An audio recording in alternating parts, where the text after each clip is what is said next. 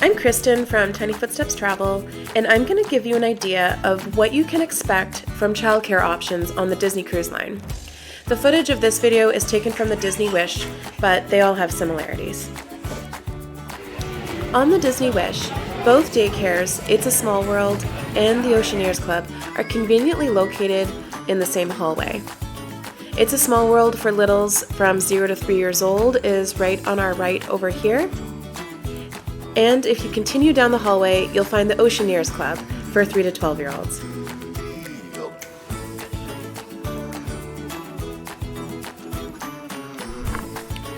On our most recent cruise, our daughters were 3 and 12 years old, so we actually visited It's a Small World and the Oceaneers Club, in addition to Edge, which is for preteens for 11 to 14 years old. I'll start by giving you a little tour of It's a Small World.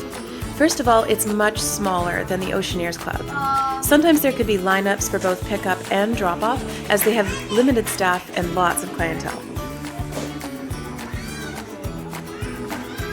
Embarkation day was the only day we were actually allowed inside any of the kids' clubs.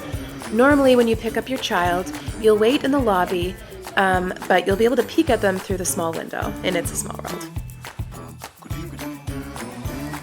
The Oceaneers Club on the Disney Wish, and I believe on the Treasure, which has recently come out, has a really cool slide that the kids can go down after they check in to the Oceaneers Club. Even if they do go down the slide, you still check them in, and you can do that at the top of the slide or at the front desk at the bottom of the slide.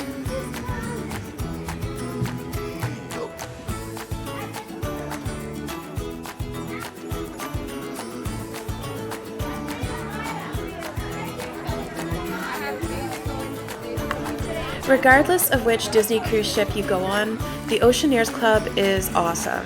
It's really something else. It's almost like a little theme park inside of the ship with rooms made to look like they're out of your kids' favorite movies.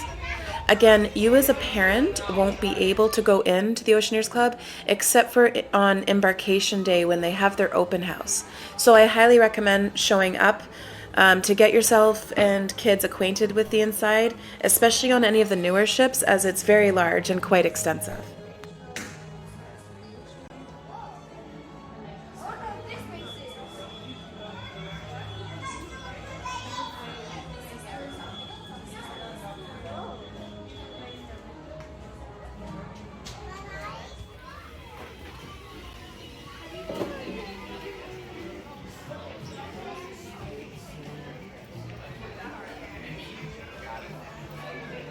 Our retirement project.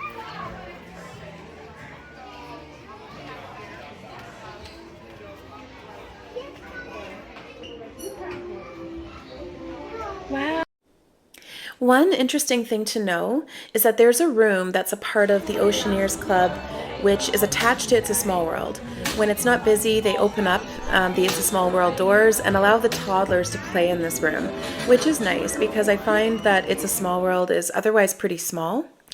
They also have special toddler time where families can drop in to this room together and play with the parents and the kids, which I'm sorry I didn't take a lot of photos or videos of since we were busy the whole time. But that was our one opportunity to play in sort of the kids clubs together, which was nice. Our 3-year-old was right on the cusp and eligible for both childcare centers, It's a Small World and Oceaneers Club. Plus, she's fully potty trained, so you might be wondering which one we sent her to. It turned out that It's a Small World was the one that we needed to use more. I'm going to outline the key differences between the two so you know what to expect. For Oceaneers Club, it's important to know that your child needs to be fully and independently potty trained. That includes being able to get their pants down, wipe, and flush, and all that. My understanding is that there isn't a lot of help for them in the Oceaneers Club. Secondly, 3 to 4-year-olds are kept in a small group in the Oceaneers Club where they walk around doing activities together. So when you drop off your 3 or 4-year-old, they join the group of other 3 or 4-year-olds and join in with whatever they're doing at the time. The reason our potty-trained 3-year-old used It's a Small World more was, to be honest, she didn't want to be dropped off. One very important thing to know about the Oceaneers Club is that your child needs to go in willingly. They'll hold their hand walking in, but if your child is kicking and screaming, then they won't be able to take them. That's what we were told. So this is why we ended up dropping our child off at It's a Small World. For It's a Small World, the things to be aware of are that you need to fill out a form at drop-off indicating several things, such as what they're allowed to eat or drink, if anything. They just have a checklist of what they will give them, and you check off what you're okay with them having. And also if you prefer for them to nap or not. You're also given a form when you pick them up, telling you how long your toddler slept for, what they ate or drank, their general mood, and how they did. When we picked up our daughter, a caregiver always walked out holding her hand, and they usually told us just verbally how she did, and it was nice because it was the person that interacted with her. Also, as you've probably heard, reservations are required for It's a Small World as they can fill up sometimes. However, we never found that it was hard to get a spot. We also asked them about what happens if we're late picking up our toddler, because not that we would ever want to be late, but we wanted to know what would happen in case we were. They told us that if we were more than 15 to 30 minutes late picking her up, then we'd likely be charged. Luckily, it was never an issue, but it's good to know.